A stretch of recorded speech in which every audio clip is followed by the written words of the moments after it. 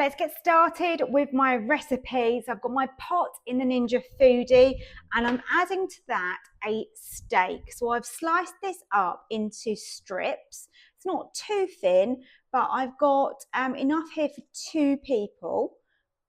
There you go. Let's get that in. Just spread that out. Looks absolutely delicious. This is rump steak that I'm using. Now you want some black pepper on this. Lots of black pepper is good in this kind of recipe. So I'm using about 1/4 teaspoon, I would say, and around 1/4 teaspoon of salt. I'm using some ground ginger and I want a good healthy 1/4 teaspoon of that. The same again with some garlic granules and a tablespoon here of soy sauce. So delicious, lovely.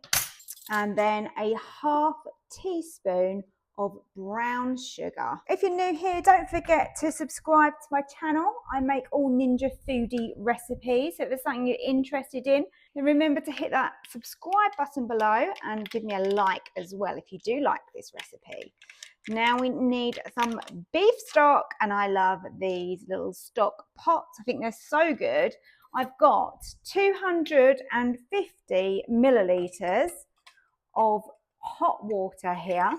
So I'm just going to sort of semi-dissolve this. I'm never too worried if it's completely dissolved or not. As you know, to come to pressure, you do need a minimum of 250 millilitres. And now let's pour that over the beef. Oh, this looks great. It smells really nice as well. Now, I'm not going to add any veg in at this stage because it's just going to disintegrate. So we're going to do this in 2 stages. Something that I've not shown you before, but I think it's quite useful to know how to do it. Now, one of the interesting things here is that I'm going to give you 2 options on this stage as well.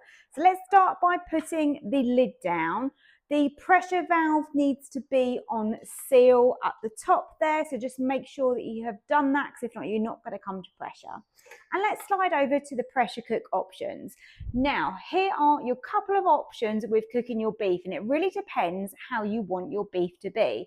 So we're going to do it on high for 10 minutes, either way, but it's the release that's going to make the difference. So if you want your beef to hold together, be a bit more firm, then I would go with a quick release, even though this is meat. But if, like me, you want it a little bit more tender, a little bit more fall apart, then go with a natural release. And that's what I'm going to opt for today, but you've got the choice there. So let's press start, open up. Oh my goodness. That smells absolutely stunning. Can't wait for this. Right, let's get in our veg. So straight in with the onion and then sprinkle over your red pepper. You can use any colour pepper you like or mixed ones. And then we're actually going to put this under pressure again. So let's get the lid down, keep the heat in, press stop just to stop the first pressure cook session that we did. Slide over to pressure cook again. We want a quick release this time because we just want that veg to cook very fast. And we're just going to do a minute under pressure on high. Because of the heat in the pot, I really don't think this is going to take long to build up to pressure. And then we've more or less got our dinner. Bit of corn flour in the sauce, some rice to serve it with. It smells so nice. I can't tell you how good this smells. I really cannot wait to eat this. I think that beef is going to be so tender, and that is how I love my beef. Brilliant. Oh, look at this. So I'm going to press stop, because that's stopping the pressure cook mode that we were on. Now I'm just going to give this a little mix, and I'm going to put this onto sear and saute. Oh, this looks gorgeous. Now let's add in our corn flour mix, around a tablespoon of corn flour. And as we sear and saute, that should just thicken that sauce up beautifully for us. Dinner is ready. Look how delicious this beef is. The rice looks pretty tasty as well. and the sauce thickened so easily. Really happy with this.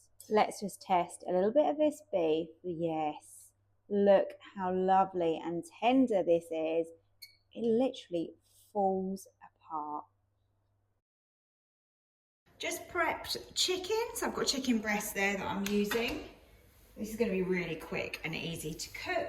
The dressing, as I said, I'm only making this for me, so I'm not going to need a massive quantity here. But let's start with the honey that I'm using.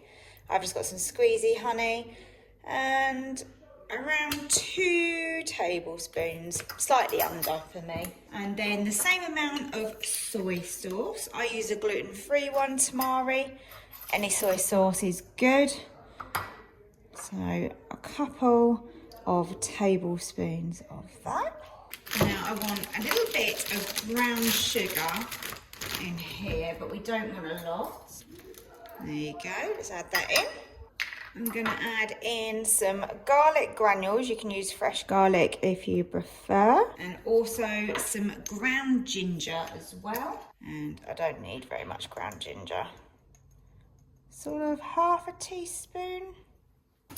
And then around a teaspoon of corn flour. And now I want to put in some ketchup. And that will be a teaspoon.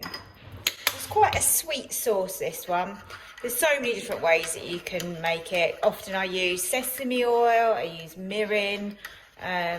There's no right or wrong really. And then the other thing I'm using tonight is a bag of stir-fry vegetables out of the freezer. I have to be honest, these have been in my freezer for ages because I hardly use it. I prefer to use fresh.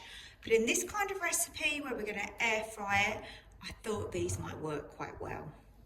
Into my air fry basket, I'm just going to add a little bit of spray oil there into the bottom just to help it to not stick.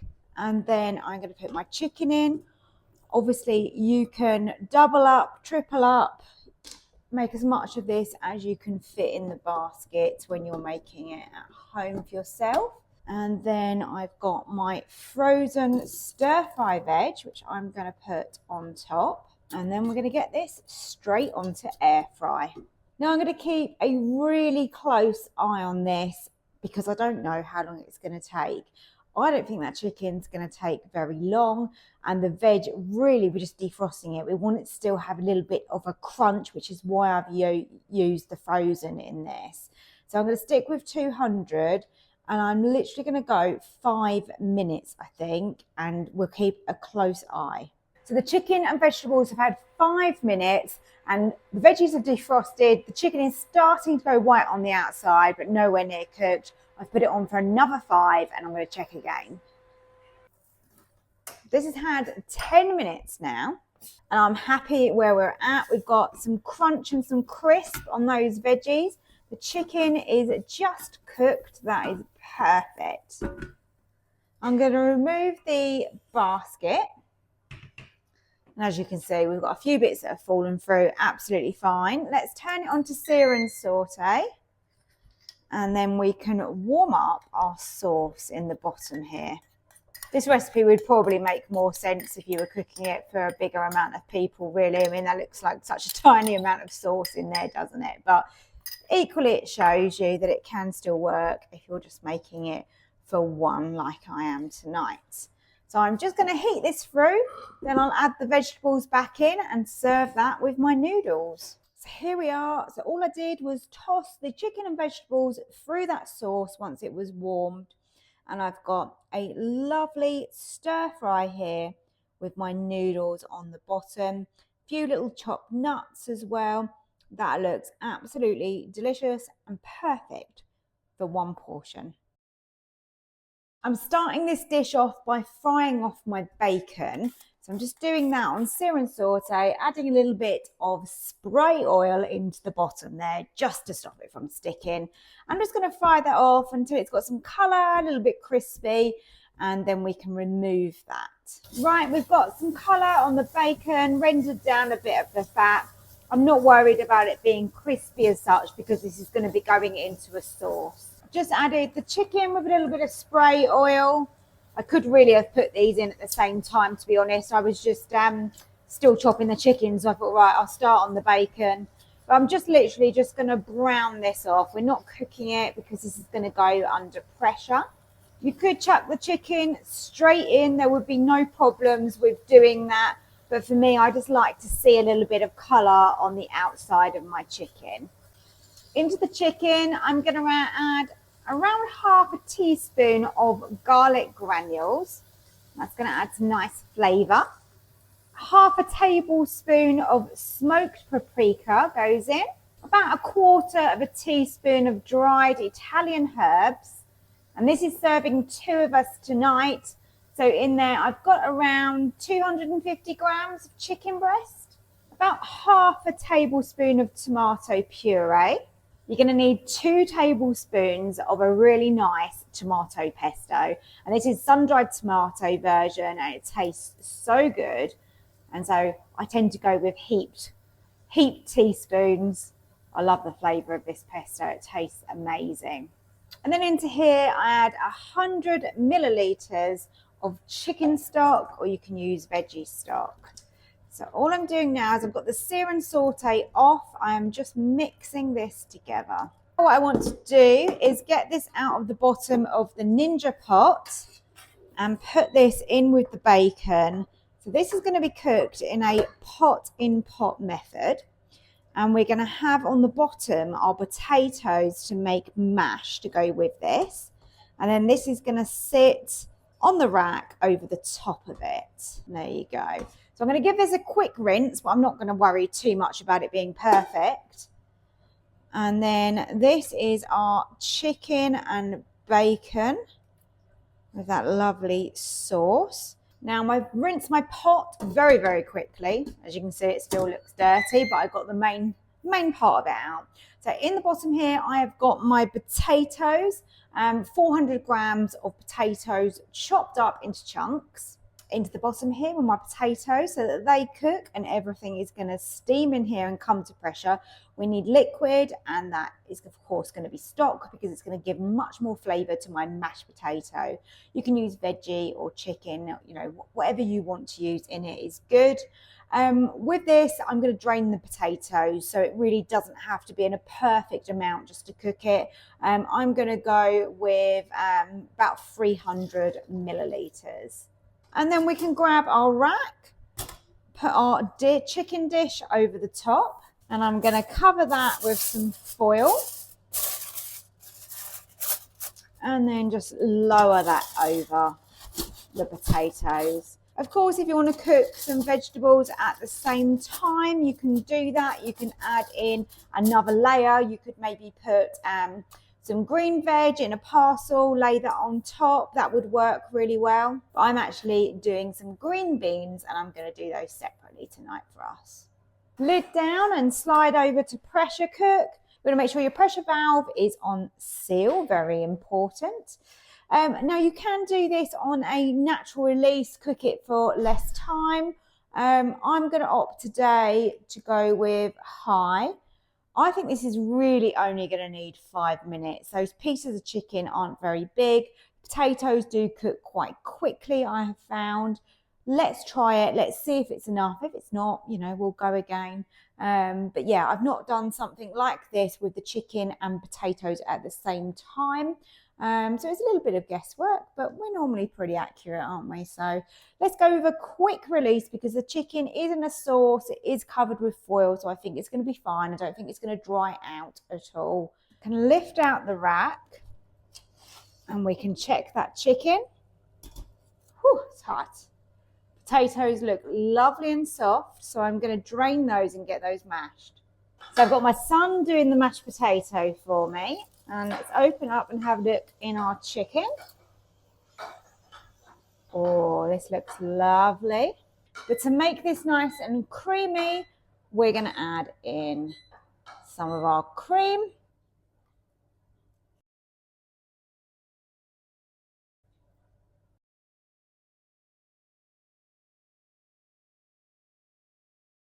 So today's recipe is air fryer chocolate brownies, and these are absolutely delicious.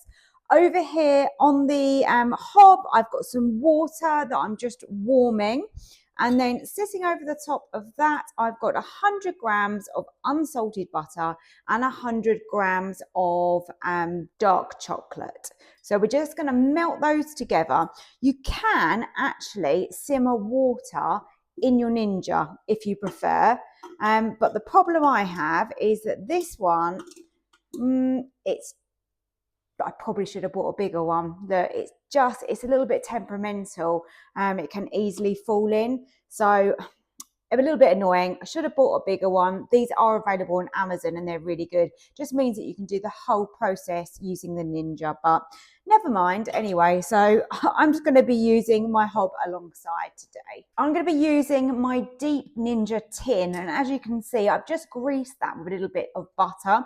You can line it. The non-stick on this is pretty incredible. I've never had an issue with it. That is going to go on the rack and be lowered in once we've got our brownie mixture. This is starting to get warm, so that's great. Over here, I've got my other ingredients. So I've got 50 grams of plain flour, 25 grams of a good dark cocoa. Then you're going to want around 100 to 150 grams. I've gone with 150, making it super chocolatey. This is milk chocolate. You can add in white chocolate, or a mixture is really nice. I thought I'd bought them and I hadn't. I must have used them for something else. So that was a little bit annoying today, but never mind. You can definitely do half and half. And I think that's probably the best, to be honest. If you just put some white chocolate in it as well, it's really good. So that is my chocolate chips and my chocolate chunks. And then in here, I've got my light brown sugar, which is 150 grams. So we're all weighed out and more or less ready to go. The last ingredients we're going to need is 2 eggs. So let's get the eggs. Great. Just going to wait for this and then we can get mixing up. So once your butter and your chocolate is melted, add that to your bowl that you're going to use to mix all your ingredients together. And you want to do that because this bowl's cold, so it's obviously going to cool it down that little bit quicker as well, which is going to help. And I don't like to add my eggs in straight away because you will end up with scrambled eggs. So I just mix that around a little bit more and just allow that to cool off just ever so slightly. So the first thing I add is my sugar. And that is going to literally melt in because that's still warm. Look at that. Just dissolves in there perfectly. Then I'm going to use this bowl to crack my eggs. Now let's put those in. Give them a good beating into that mixture. So now in with the 50 grams of plain flour, 25 grams of cocoa. And let's just fold that in. Last thing that goes in is my chocolate chunks or chocolate chips. And just fold those through. Let's get that in. And then just spread that out. Now let's lower that inside the air fryer. I haven't preheated this or done anything, by the way. Turn the temperature down. I'm looking for 160, so it's a fairly low temperature. And these are going to need around 15 minutes. Okay, the time is up. Let's open up and have a look. This looks really, really good. So it's going to have a firm top to it, but I know that it's going to be fairly gooey-ish still inside, which obviously you do want a gooey brownie. But this is the reason that we then cool this in the fridge. So let's take my tea towel and just pick that up. So all I'm going to do now is leave this to cool, literally like this, in the tin, so don't remove it. And then once this is cooled to room temperature, I'll pop it in the fridge for a few hours and then it will be ready to serve. Here we go. This is the brownie. Look at that. How oozy and delicious that is. Oh, look at it, that side. To make a start on my mixed seafood spaghetti, I want to get my pot onto sear and saute. Now I'm going to add in the bottom some unsalted butter. I did think about doing this in different ways. So I'm actually going to be cooking my seafood first and removing it so that we don't overcook it. And then I'm going to be cooking the pasta and then mixing those together. I felt this is the best way, but I do welcome any comments. If you've made it a different way or done something similar, please let me know. If you've got some fresh garlic, then definitely use that. I'm going to be using garlic granules because I forgot to buy some. But in there, I'm going to go with my mixed seafood, and we've got all sorts in here, which is really nice. And this is frozen. So this is just a Tesco's frozen mix. Really handy to keep in your freezer. It's really up to you how much garlic you like. I'm going to sprinkle over my granules there. That is smelling absolutely gorgeous, butter and garlic. I mean, it doesn't really get much better than that, does it? You'll see your prawns are starting to turn. So when your prawns are pink, then you are pretty much ready with this. So it's only going to take a matter of minutes. I removed the seafood, and now we've just got the pot. It doesn't matter, there's a little bit of excess butter in the bottom there. Now we want to add our liquids and flavours for our pasta. I need 250 mils of water, and I've got 175 grams of passata. So I'm going to put the passata in first, because then I can rinse out this one with the water. Lovely. To give this a little bit of a kick, I'm going to go in with some cayenne pepper. I'm going to add some salt and also some black pepper. And then you want to lay your spaghetti in. So what I tend to do is just put some of it going one way and then some of it laying the other way. And if you have any small little bits like I do, then just brush those in as well. And all you want to do is just push that down into the liquid. So that is going to cook, and hopefully it's not going to stick together too badly because we've crisscrossed it. Last thing is I've got a little bit of lemon, a little bit of juice and zest going in just for some flavour. And now we can get this onto pressure cook. So the first thing to do is to make sure that your pressure valve is switched over to seal, which is facing the back of the machine.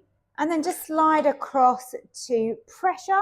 I want to cook this on high, and we want a quick release and just 4 minutes for my spaghetti. Quick release has just finished, so we can now open up the lid, and now we can give this a good stir. That looks lovely. The pasta looks like it's cooked just right.